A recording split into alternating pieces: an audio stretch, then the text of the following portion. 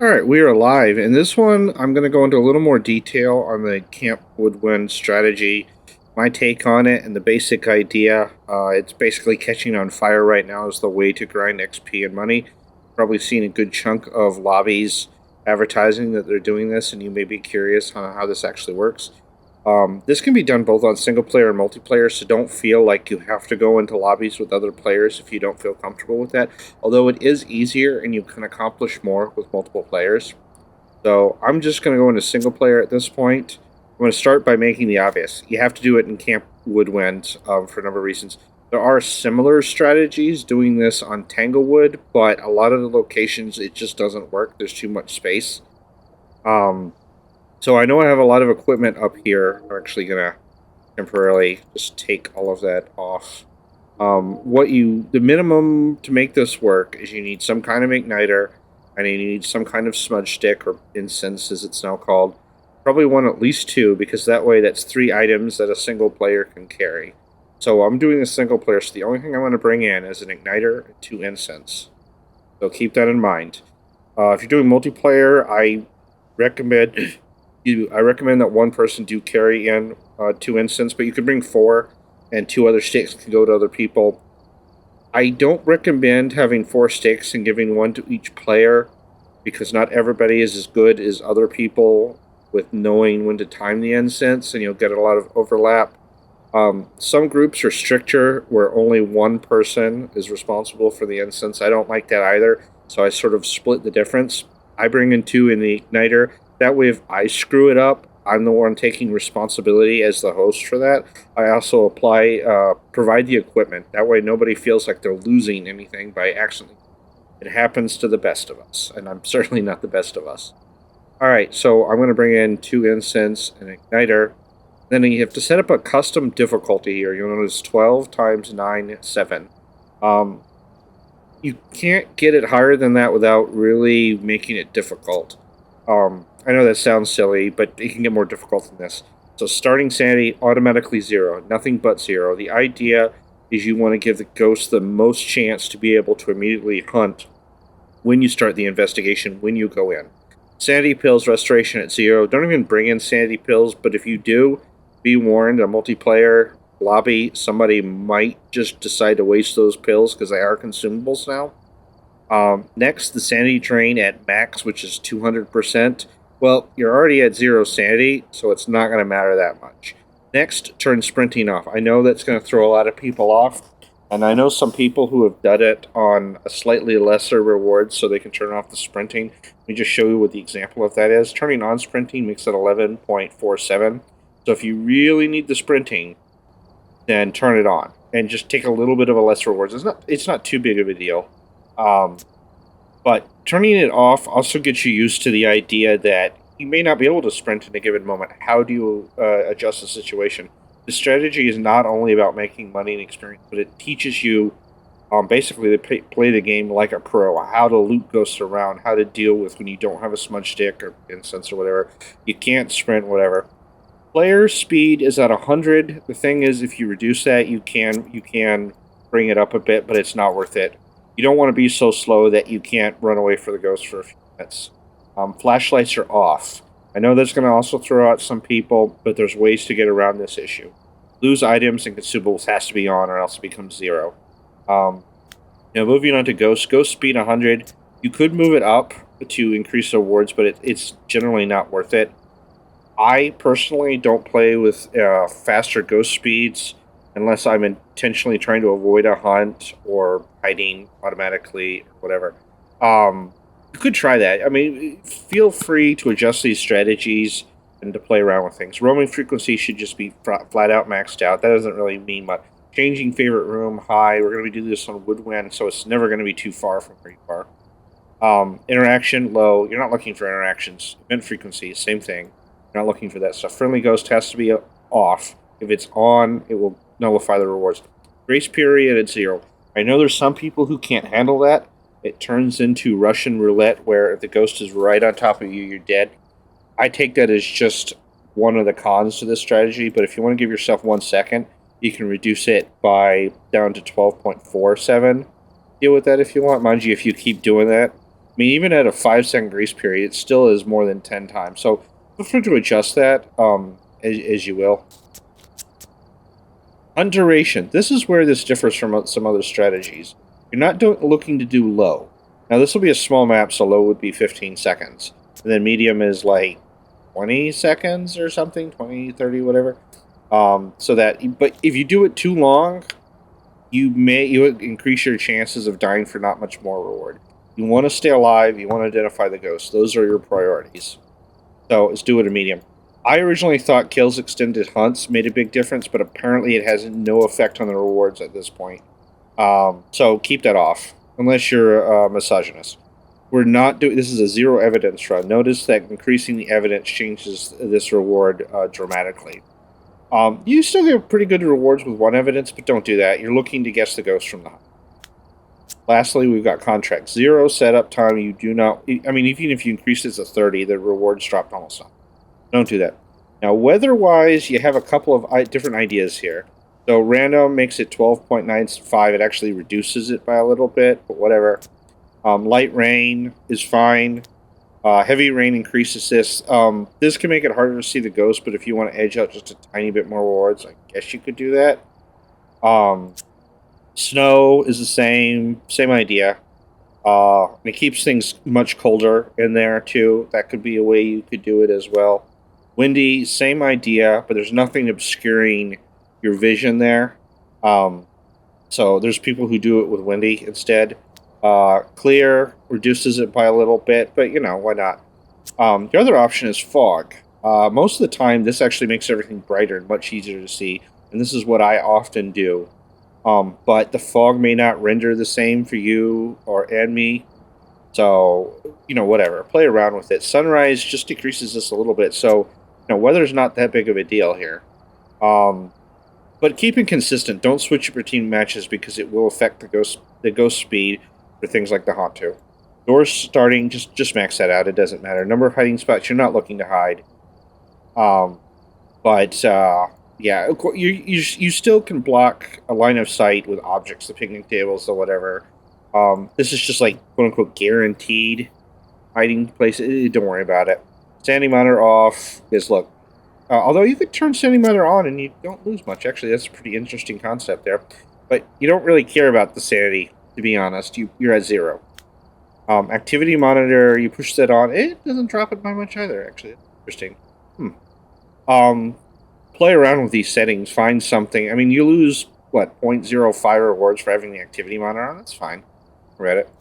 Fuse box broken at start, so it can never be turned on. Everything will be at its minimum ambient temperatures. If you just turn it off so you can turn it on, that drops by quite a bit, and you dawn, it does even further. But look, you're still, even if you kept the fuse box on at first, you still got 12.12 rewards, so feel free to play around with that. I'm doing it broken in this example. No cursed possessions. You don't want cursed possessions. I suppose you could pick one, but it really does adjust it. But you still have it above 10. So if you really want the voodoo doll, you really want the summoning circle, whatever, I mean, it's not possible. Keep in mind all the possessions on Woodwind won't be in they'll be in fixed locations, but they won't be all up in front. So set this to 0. Plus, in multiplayer lobbies, this keeps you away from trolls and whatnot. So I'm just going to apply that as is. Next, what you can do is you can go into options. You really want to go pro with this. You'll keep your brightness at the usual levels, but I've been increasing it to 4 so I can see the ghost. There's nothing wrong with that. It's not considered cheating. It's a completely valid option under options there. For usual investigations, I keep it at a certain level to kind of keep the ambience. So, all right, so you got all that. Oh, I got to go back and do that. Okay, so now I've got it. So let's dive into this with a couple of single-player examples. I don't guarantee that this will be any good, but maybe we'll get lucky. So ready up, start up.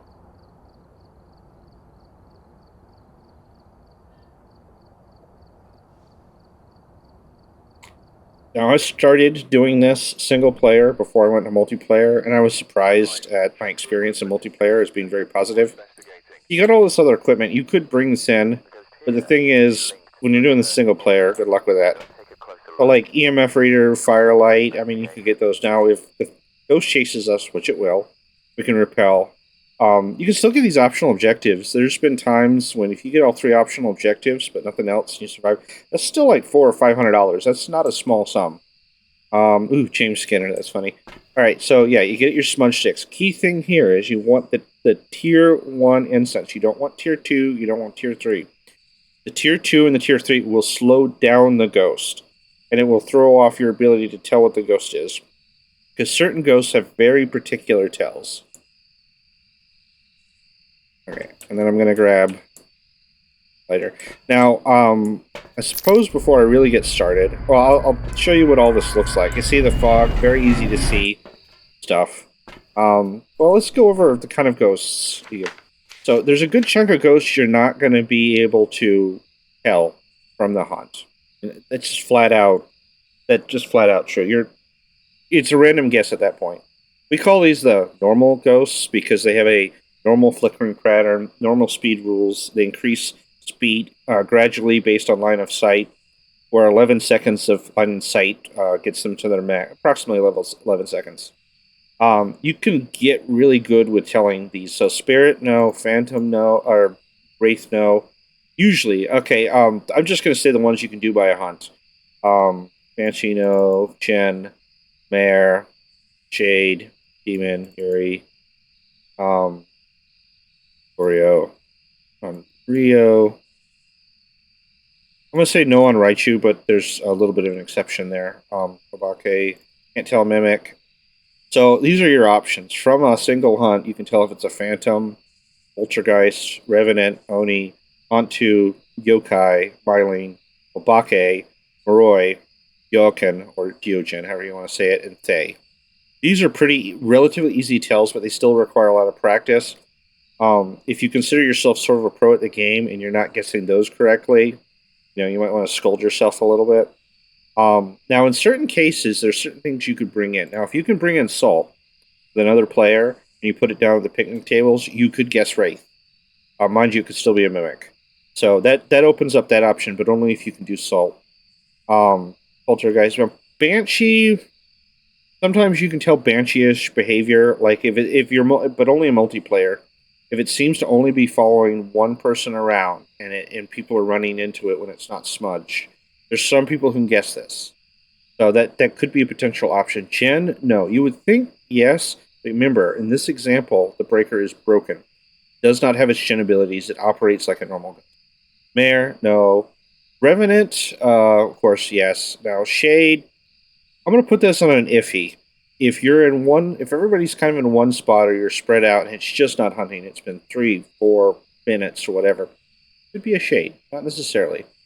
Demon, even less so. There's a lot of people who's like, okay, if it starts to hunt the time you immediately get it, could be a demon, maybe.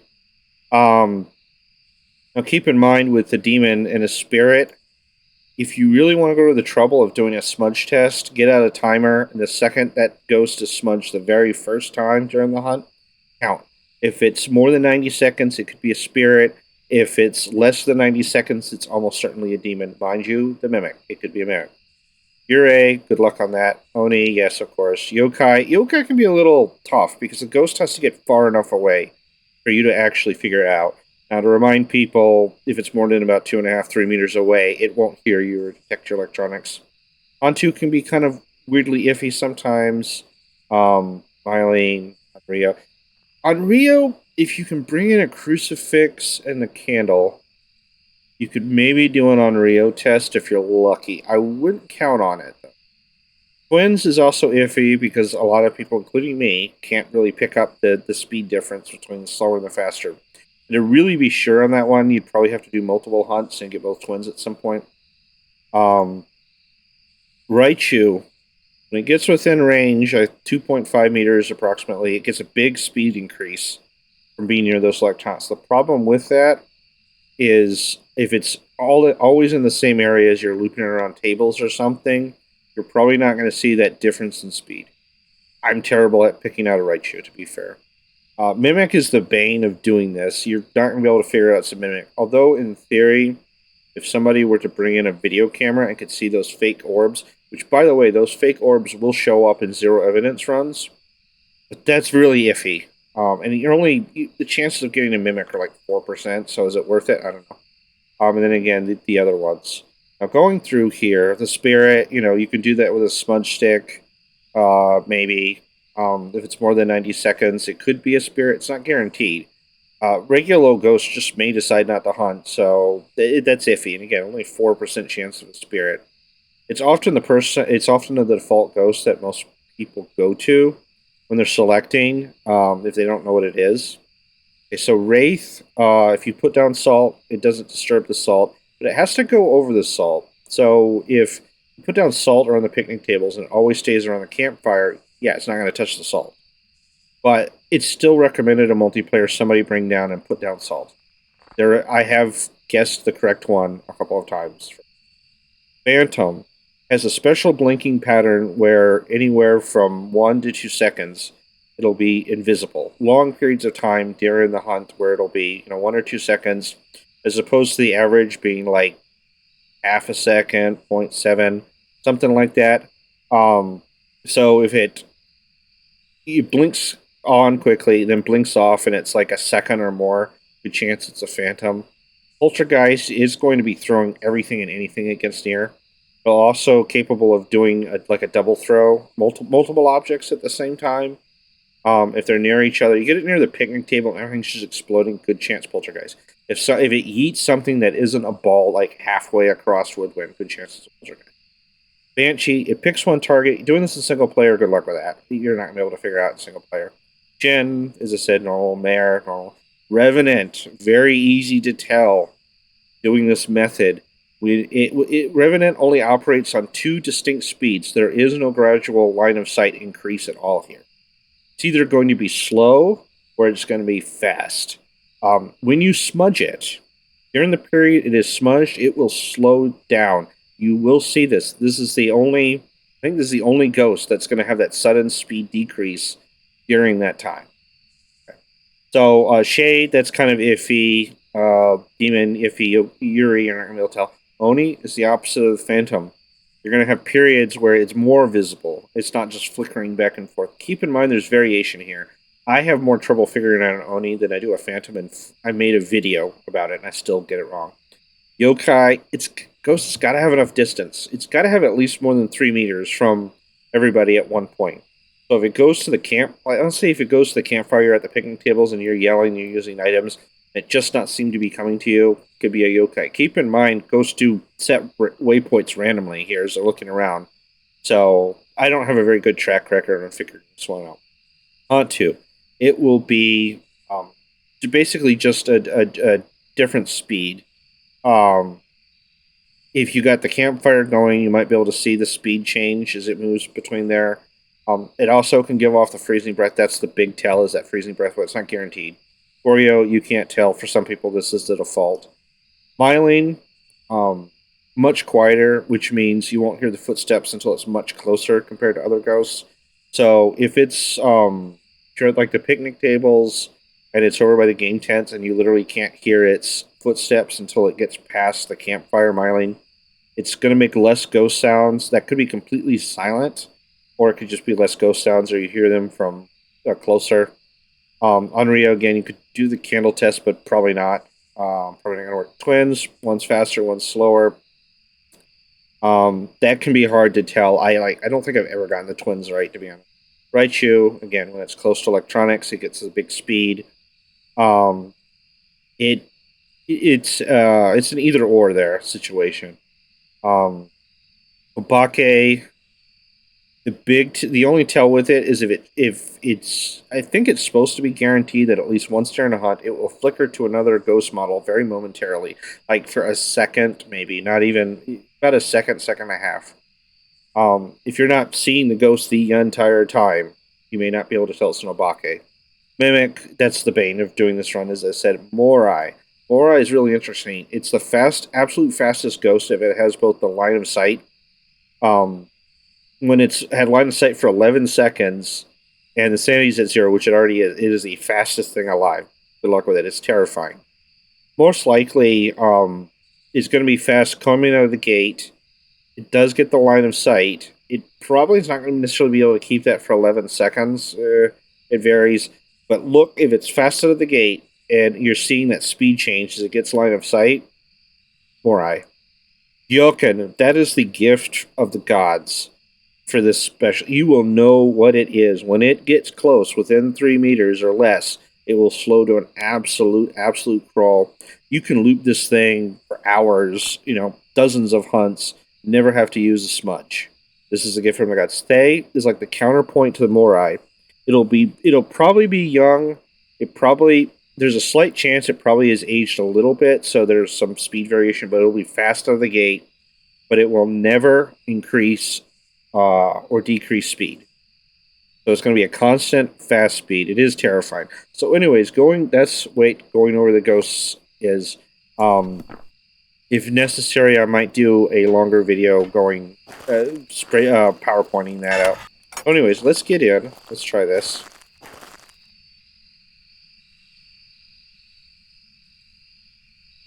So just kind of wait. You open the gate a good deal, you'll really know when it closes. You hear something kind of over there.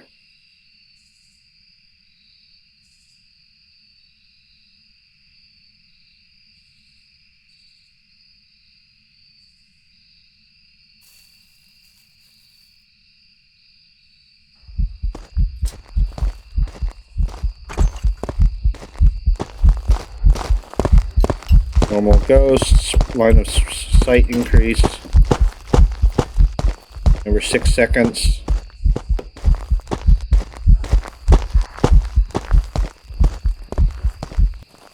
Okay, I did not see anything special on that, but my view was kind of obscured. So I'm going to go with the default spirit. Alright, so I don't know what it is. Did we get any optionals? Yeah, we got an optional, so we're going to get a little bit of money. We survived. Be warned that some people don't consider just getting the optionals to be acceptable. There's going to be different lobbies with different focuses and try-hardness and whatever. I'm usually pretty chill. I look at money as money. These are usually pretty fast. This video just makes it look slow because I'm explaining everything. So let's see if we were right.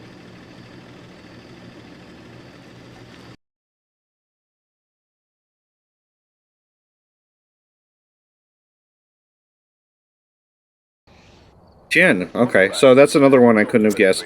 I still got 180. That's not too bad. So, money is money, and you get experience equal to what you get in money, but okay. Let's do another round.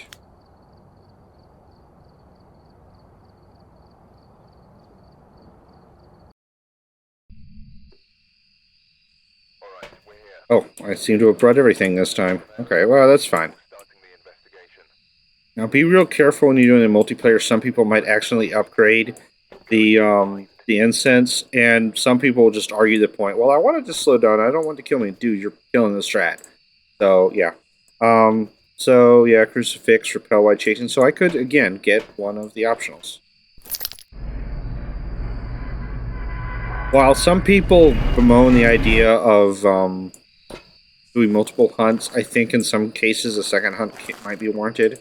So let's do another round. Where I'm using these picnic tables to break line of sight.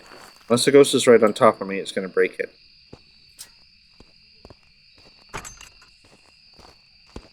Where are you? Where are you? Come here, come here. Not a yokai.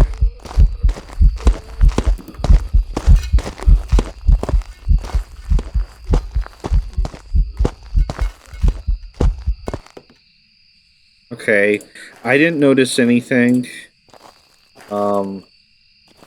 Stuff's still kind of on the table. A few things got knocked around. I'm at a loss here. So I'm really not sure. I only used one smudge, keep in mind. I still have one left. You can do this with one... If you're single player, you're not going to have the problem as much of a line of sight as others. So, anyways, let's see how we did. I'm just going to go with the default spirit again. Sometimes we do get it by dumb luck and random chance. Remember, there's only 24 ghosts in the game. Ooh, that didn't even...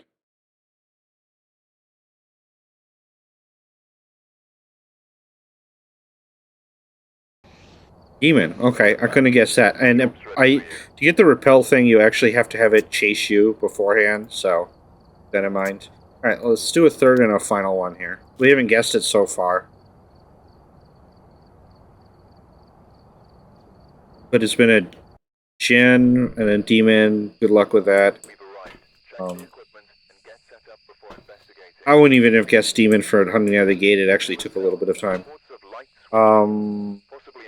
Escape during the hunt. Its mind it has to see us first.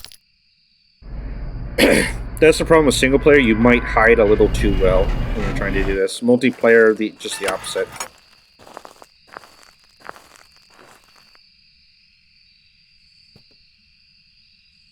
You have activity over there.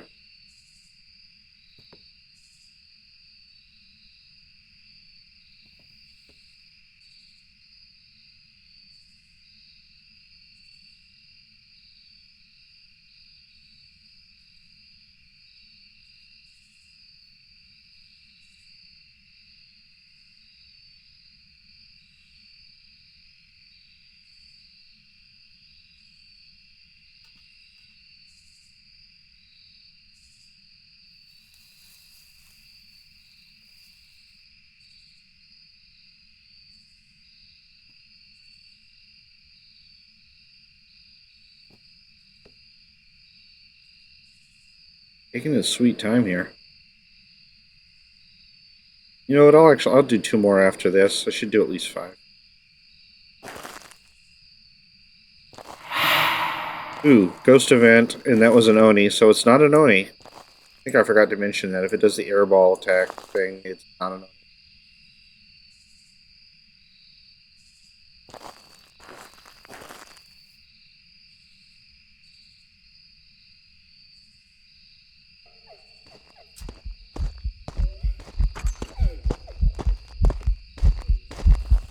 Okay, normal, from what I could tell. Whoops.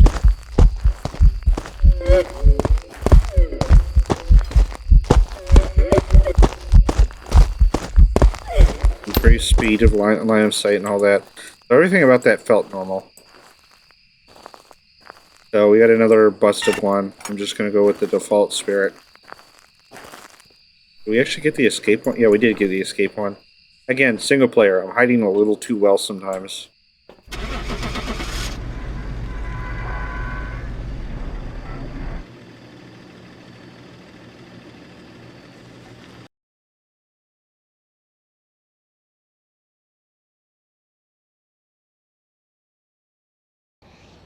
Oh, yokai. Wow. I could have gotten that one. 150 right there, so at least made a little money.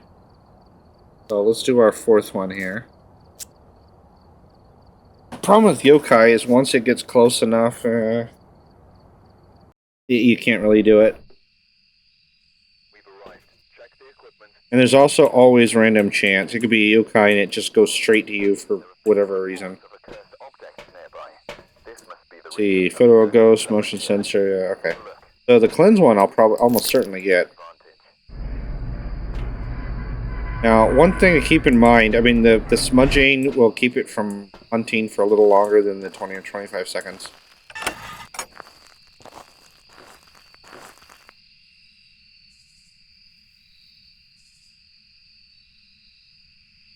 Hiding behind the picnic table.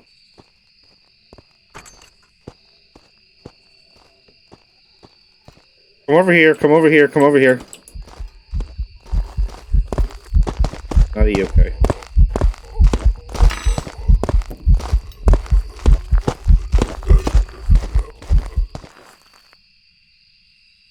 I'm not sure. Maybe a little slower.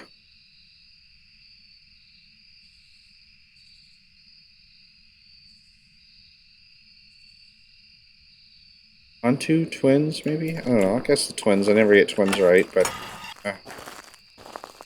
Problem is, I also wasn't looking at the ghost model enough. That's the benefit of doing it multiplayer. The optional, though.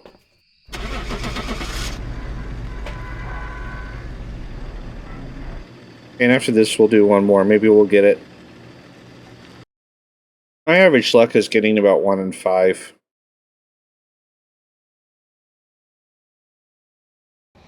Yokai again. So, okay, dead. yeah, you'll notice yokai is just a real pain in the butt sometimes. Okay, let me go ahead and remove and just what I was doing.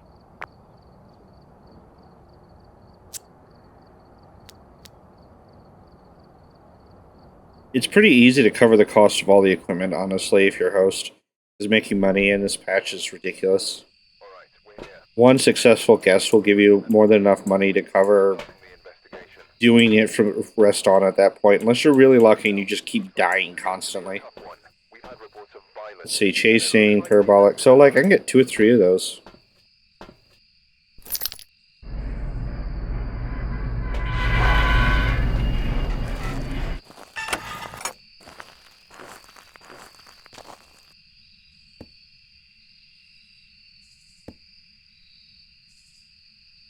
Touching the cooler over there.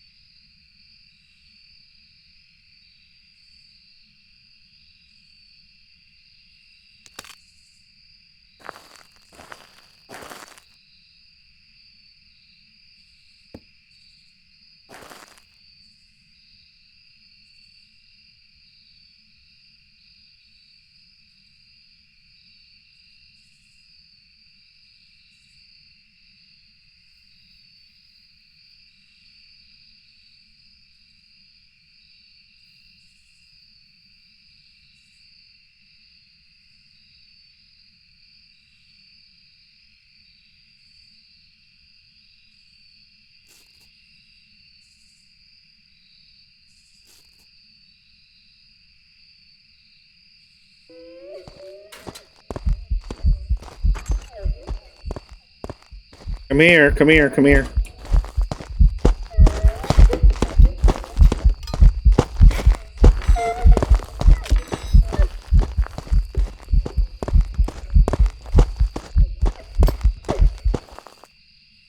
Yeah, I didn't notice anything. I'm just gonna go with the spirit. I know it's been 5 that we've probably not gotten it correctly, but... Oh, that's not ghost event. What about the lights? You know, if it blows out the lights, why not just guess some air? Maybe wrong, but... Oh, it actually didn't chase us? Huh, weird. As I said, I'm a little too good at hiding.